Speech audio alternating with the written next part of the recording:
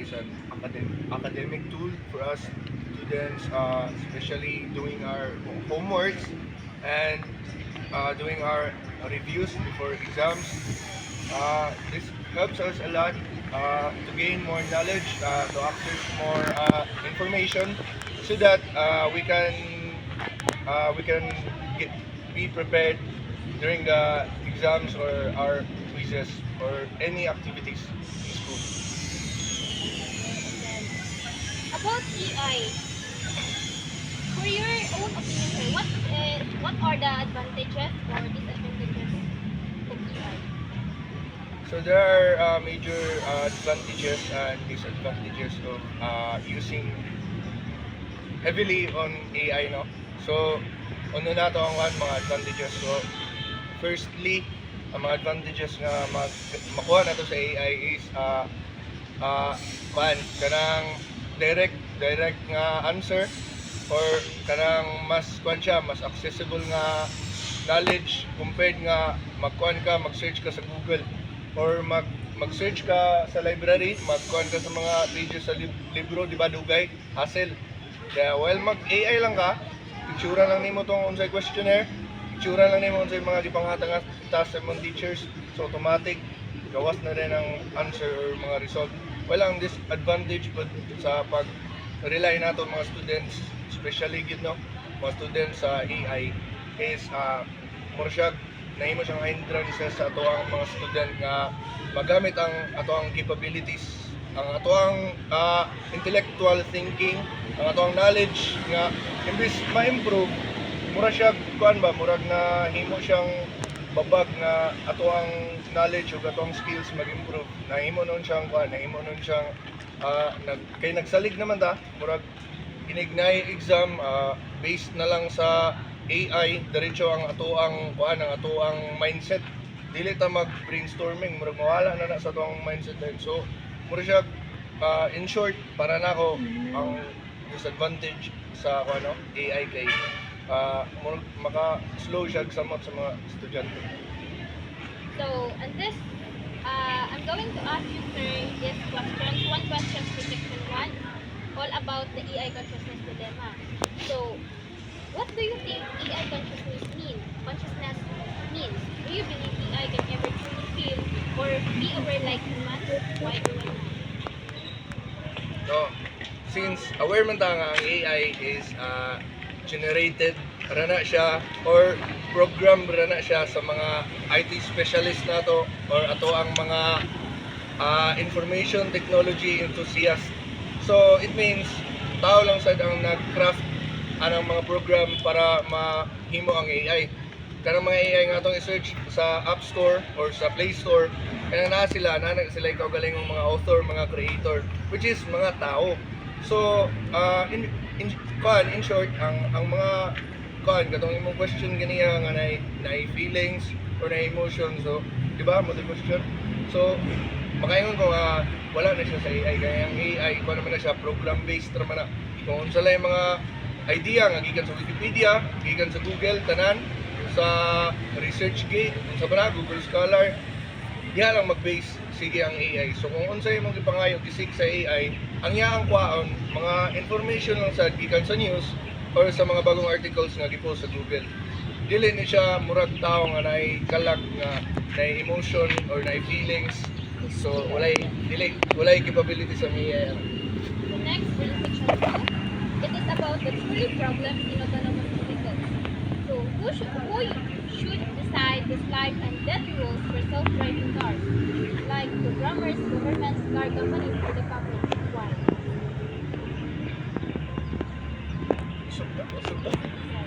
Who should decide this life and death rules for self-driving cars? Programmers, governments, car companies, or the public? Why? Para na ako, no? So, base lang yun yung akong idea. So, ang ato ang mga businessman, short, sila may idea sa concept yun nga himoon ang living sa tao nga mas dali.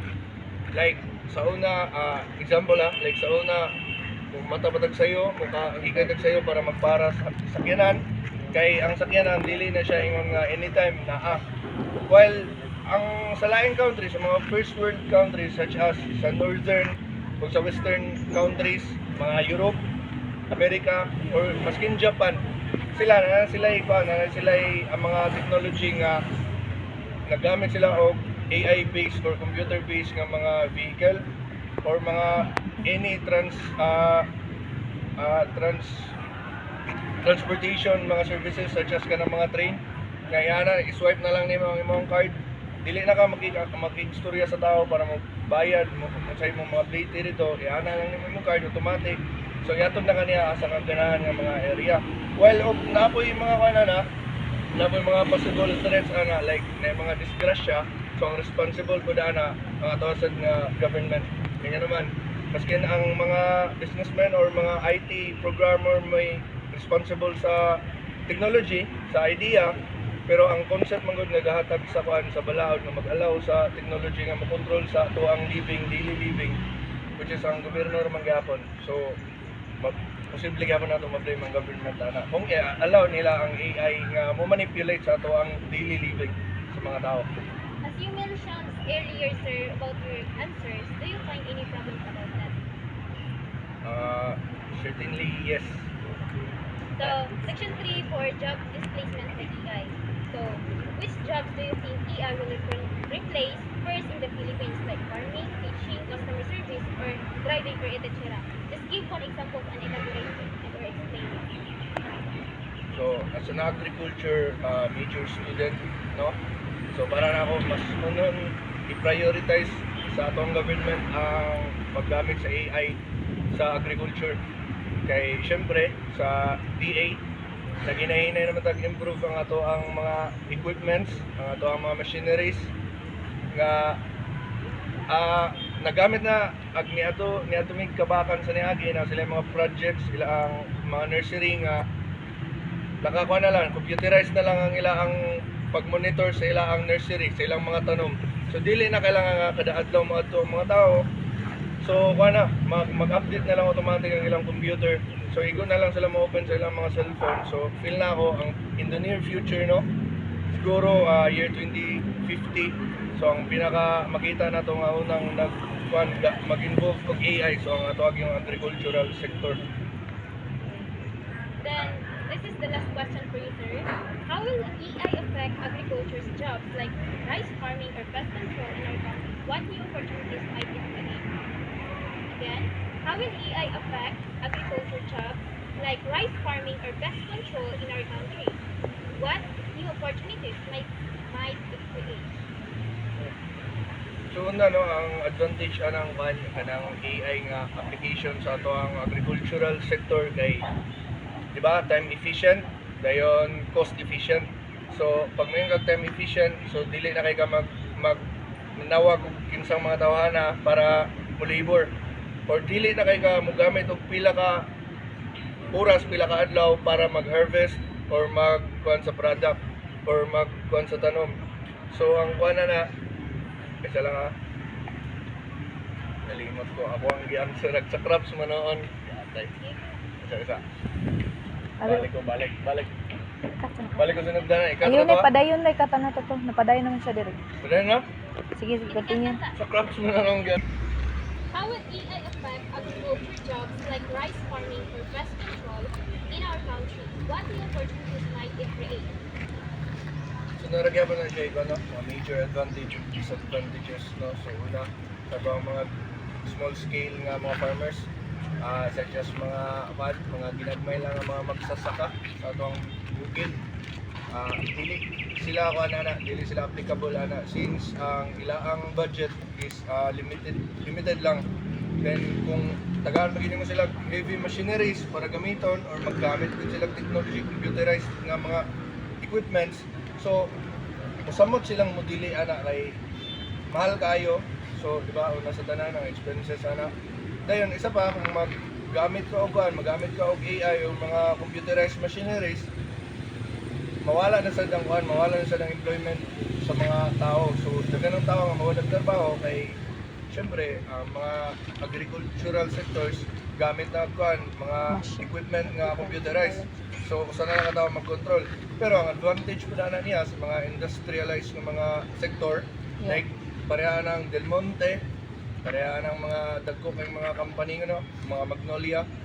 So dako ka nag-benefit sa ila asin sa ilang kuan, ang income ug ang ilang i-produce nga product ana millions of billions. So advantage na sa ila but disadvantage na niya sa mga low scale farmers.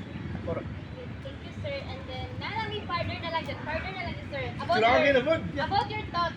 Oh, About your thoughts and solution. okay. Which of these three dilemmas worries you most? AI consciousness, trolley problems, or job loss? Why? Like anong sa call center, sir? Diba, as we all know, ang AI is kaya niya mo act as siya magbubuhat ana. And then, ibutang mo na to siya sa call center.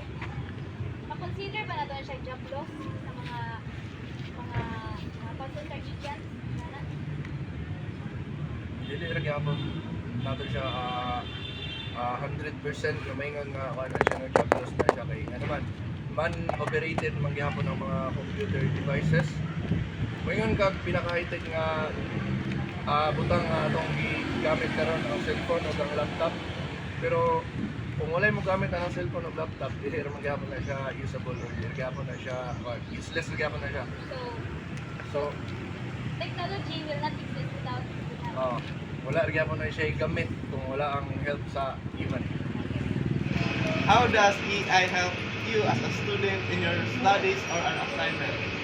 AI or artificial intelligence has helped a lot of students because it is convenient to search more information in social media since in our generation, social media or artificial intelligence can make our works more convenient with just a click of your keyboard.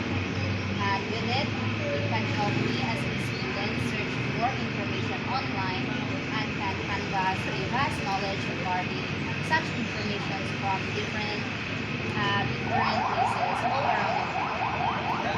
Second question is, how does AI help teachers in preparing lessons or checking students' work? Artificial intelligence not just help students but also our teachers, our instructors in a way that they can also use artificial intelligence to search more information regarding specific topics, and with it they can put such information in their PowerPoint, in their outputs that can help students learn more and expand their knowledge. Also, it can help teachers be more aware of what they are lacking, especially if that information has a vast knowledge that can only be searched online, or artificial intelligence can make it more convenient for them. Third question is, what are the advantages of technology and AI in education? AI definitely has a big impact in education. As I've said, artificial intelligence is becoming more widespread and people became more aware that such information can be searched online.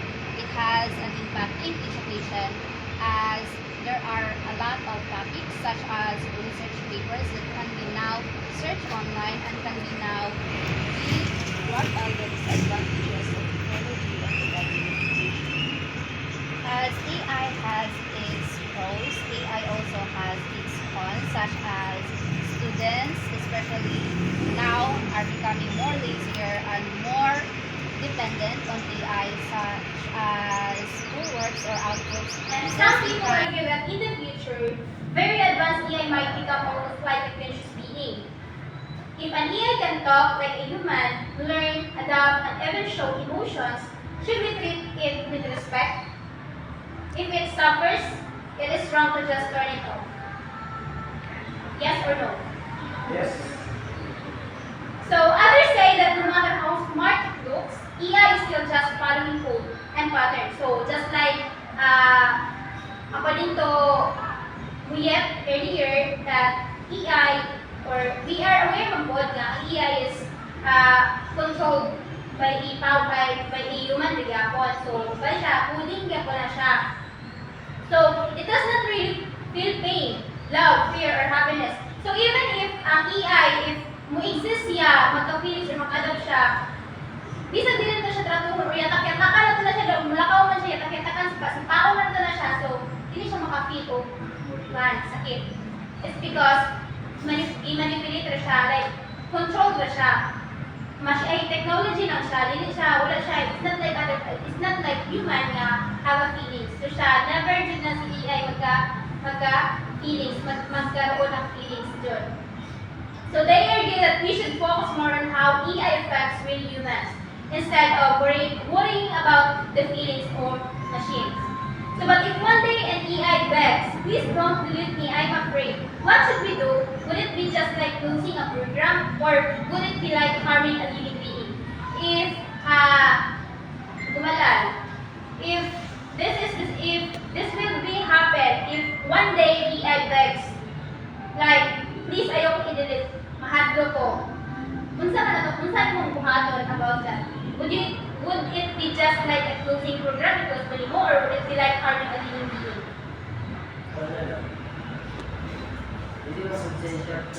I-shut down na lang. Pero ano yun? So that is the dilemma. The morality of AI consciousness pushes us to ask, and what does it truly mean to be a person, and how careful should we be when we create very powerful AI system? The first issue, AI is not just about technology. It is about philosophy identifying human values. Why? Why AI is not just about a technology. It's also about philosophy, identity, and human values. Why? Ngayon, dili naman siya, may sa diha ay sa niagi ningon ta nga AI is a technology naman na siya. Why is it makonsider man nato siya about philosophy, identity, and human values? Ano naman?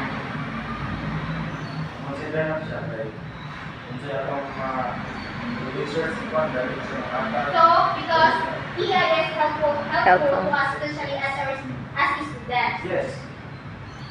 Okay. So, part 2. It is the autonomous vehicles and the trolley problems. Next, let us talk about the autonomous vehicles or self-driving cars. These cars use AI to make decisions on the road. But what if an accident is unavoidable? There is where the famous trolley problem occurs in real life. So, trolley problem ba na siya? Like, sa scenario ha, it is about autonomous vehicles. This car is using AI. Kaya mo balik mo, tapos na wala ko yung ha. So these cars use AI to make decisions on the road. But what if accident is unavoidable? So what if ang accident is nahitabo na siya because of that AI? Walay manpower nga ni gamit ko or nag-drive, but with the use of AI lang siya. What if accident happened? There is an accident happen. Is it kwan ba? Tawag ba natin siya trolley problems or not? Pwede? Ano man? Hindi naman.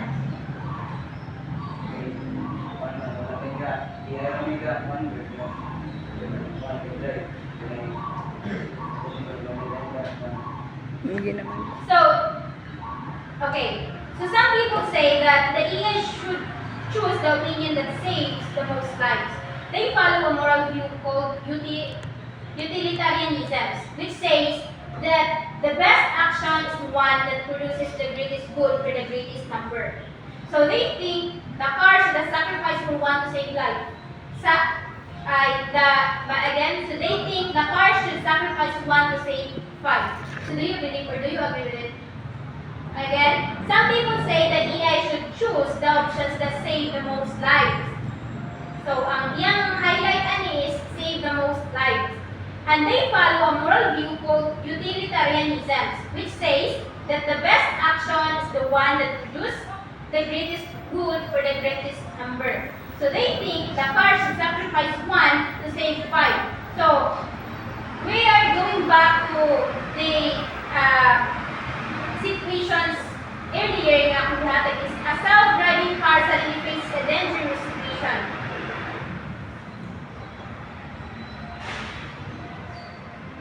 mag-exist ba ang, matawag ba siya nga, matawag ba siya nga, is it consider nga, mag-sacrifice nga isa ka kinabuhi to save sa isa ka, sa lima ka kinabuhi?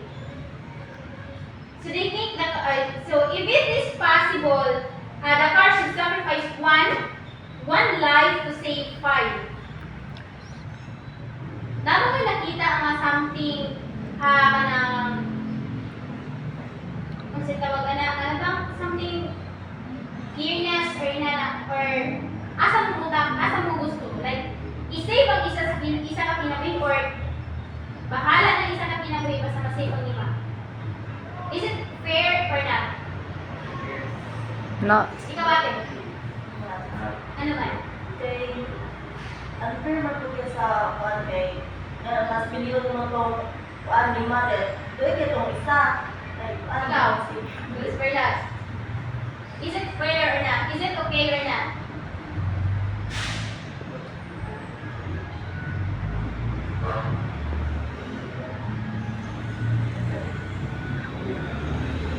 Is it okay or not?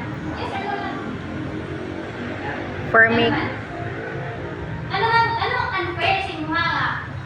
Isave ay, bahala ng isa, isave ang lima.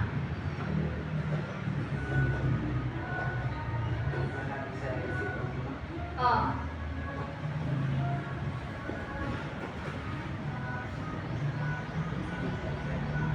It is because, Manggod, depende na siya kung giunsa na siya pag-manipulate or giunsa siya pag-control dito sa control sa AI. It's because ang atong kong topic today sa trolley problem Manggod, kung technology is by using AI technologies, na naman gamitin na nag-try mo sa kanan. So, malangitan, ang iyang pag-manipulate dito is katong nga tayo na ibutan ka lang nato is accident rate ako. And then, naay naka-program, which is naka-program yung daan, nga wala na tutunan dito nga isa is na-save ng isa, but ang lima is na-save. So, dili na to, dili control sa, sa atua, as human, dili sila to tingod nga, unfair. Kaya nga no, one man, kanang naka-program to sa daan. Di ba? And then,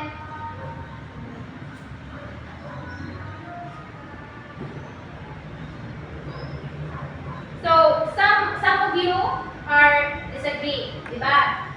So they argue that every person has equal rights. What they give ni ate, and we should not treat one person as less important just because they are alone. So ang ingon ni ate ganina is, dili abi kay isa lang siya kabuok, is biyaan na siya, mag-isave ang isa. I-save ang lima. So, unfair sa isa, dili kasabot nga, nagkinsara na siya, so pwede na siya mapasagsaan, pwede na siya mapasagahan, dahil to sa 5 buo. And then, there is another problem. Whose life does the car protect more? The passenger or the pedestrian?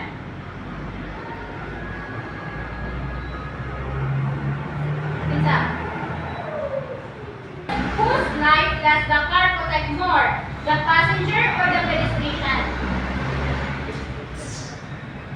Why? Anong pedestrian imong pilion dahil sa passenger? kuan. Utangan kay apros mo gito mga bata. Nya anak mo sa Richard kay kuan daw. Kabataan ang pag-asa ng bayan. So what if ang sakay ko na ng mga passenger is mga bata ko? Ito ra. So sa another explanation. What if ang yung mga passenger sa driver yung ang passenger anak nga nasa sasakyan is naturally na siya. So may program siya. So ang sunod ana is mga estudyante ko. Ang nasa pedestrian is estudyante ko. Kaunsan mo na makuha, kaunsan mo na kag solution. Abre. Ang sa'yo ngayon? Ano siya? Does the car protect more? The passenger or the pedestrian? Pedestrian. Anong pedestrian man?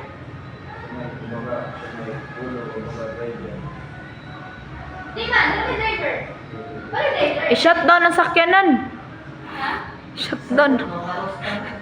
Dili. Di man, ang pasabot mo ko is, ano ko siya? Kanang, hindi yung na i-protect sa car. Ang passenger ba or ang pedestrian?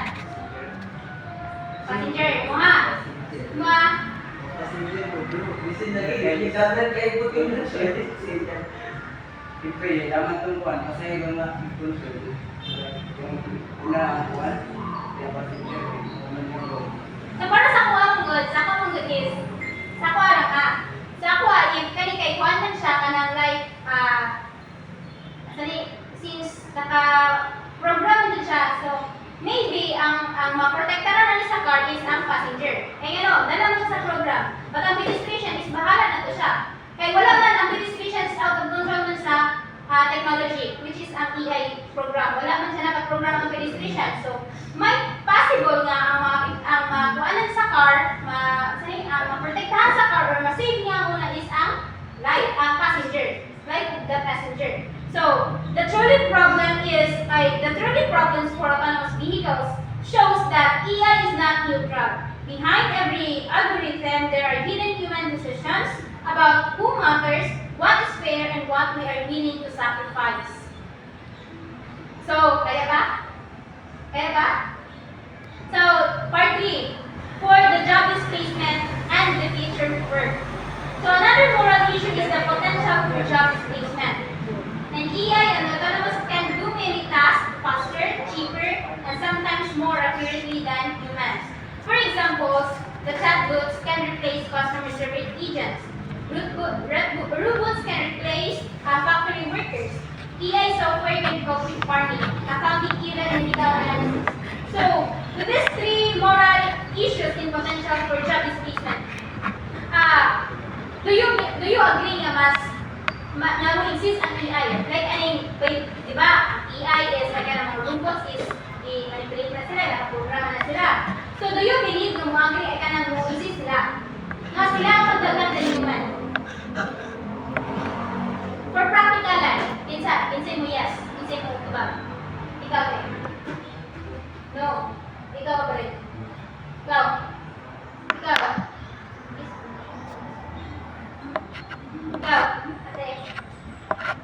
Yes. Ikaw. yes. Ikaw. Anong no man ate? If mas mulagan ang kwan, kung may advantage, disadvantage.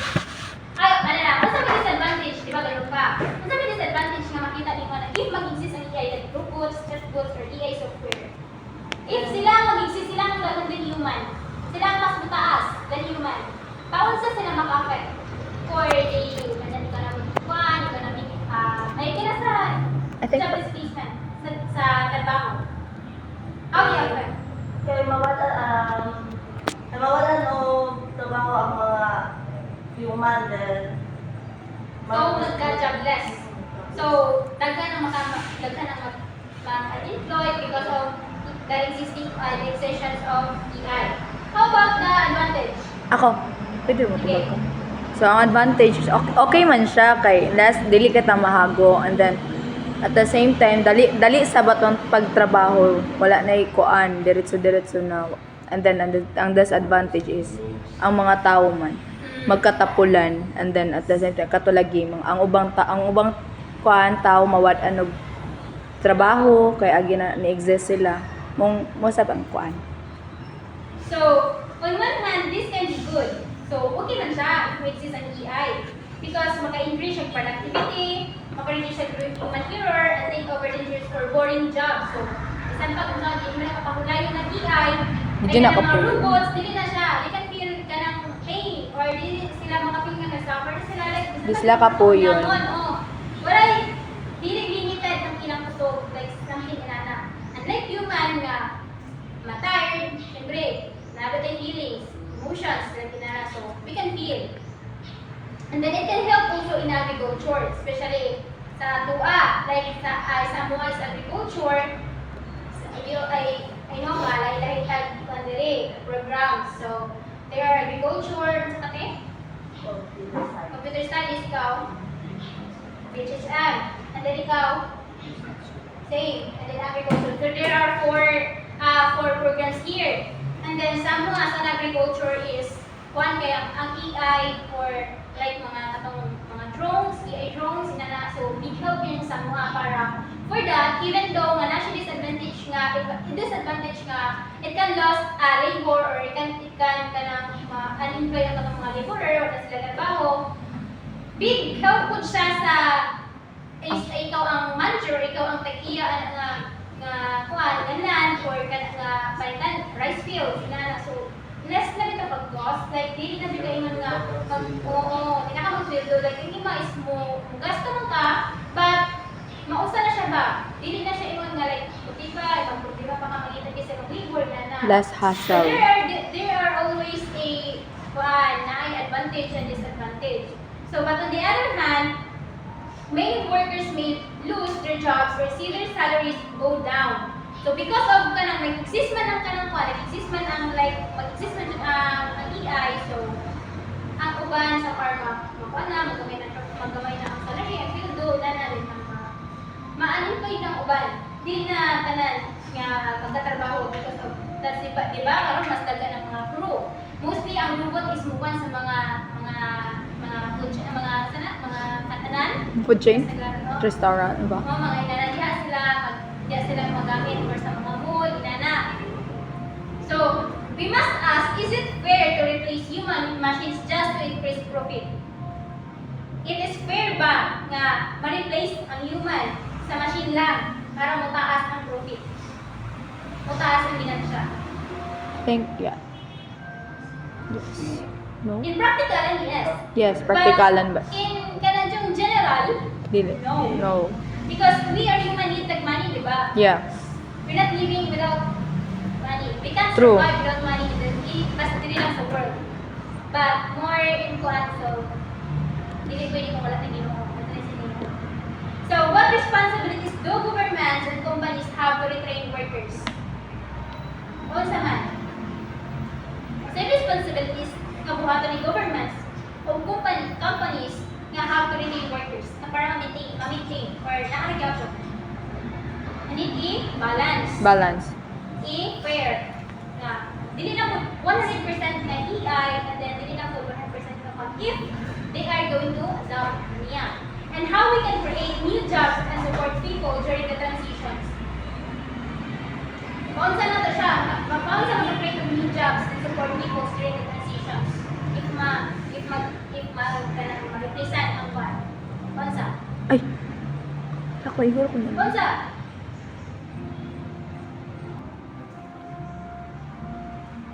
For me, bitaw no, ug ako lay pabuton like ug sa katubi ta mga bugat-bugat nga mga trabaho, mas dito na ko i-prefer ang mga killbot or something mga AI sa kuan, mga robot. Dito na ko ibutang and then katubi ta dili kay ingon nga bugat nga trabaho. Murag dito na ko ikuan ang mga mga human nga para sila nga na ba para dili bitaw ingon nga sila mas mahago. Like sakto lang.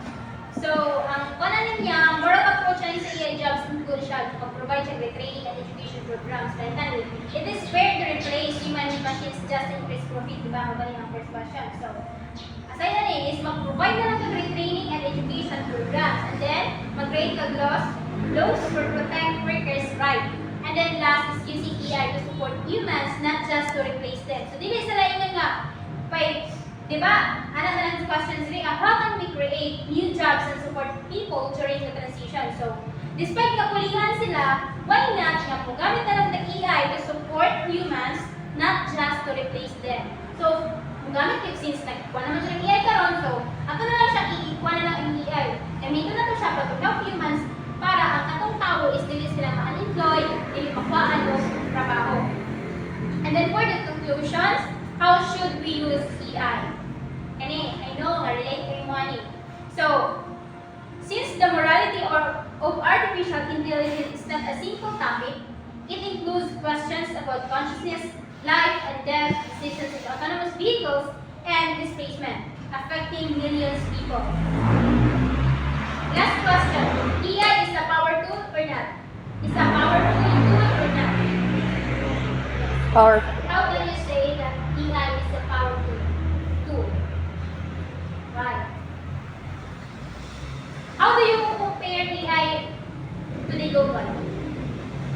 Agree. Kung sa Google mo ka mag-search, kumbaga, dagan mo kasi ang kuti-kuti. Kung sa AI, ang gani, kung sakto lang yung prompt, one click na rin mo, detalye na like Yeah. sa ano yung sa step by step And sa Google Tech kay og ang Google og kanang AI. Og sa Google lang daghan pa kay kang kanon is kana bitang i-specify bitaw niyo pag-type og unsa bitay imong gusto, like example na kay i-share. Dapat i-specify gyud nimo pag pag-type or i-type nimo and then ipag-click nimo ay siya mo gawas bitaw. Di kay unless sa AI mo to kas ara nimo search and then magawas na lang yang mga kuan. Dili na ka mag-search og unsa bisag unsa pa. Diretso na tanan nakahanay na. Okay, thank you. Kin Then, before we end this discussions, I want you to give a short understanding. Before we end this discussions, what have you learned? Just a little lang siya. What have you learned about AI? Using AI? For me,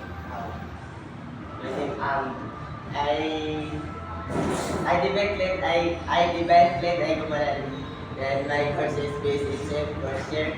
Then for me, ang kuha dapat fair kita fair sa paggamit sa AI task. Dapat na rin mag-balance ito na ako'y kuha human. Wala ko nang AI kung wala yung human. Tapos din ba po sa human ang AI? So, how about for as a student? By using For AI? a student, Do you agree that mag-rely na lang or mag-rely na lang tayo sa AI? Hindi ka magamit sa imong utok?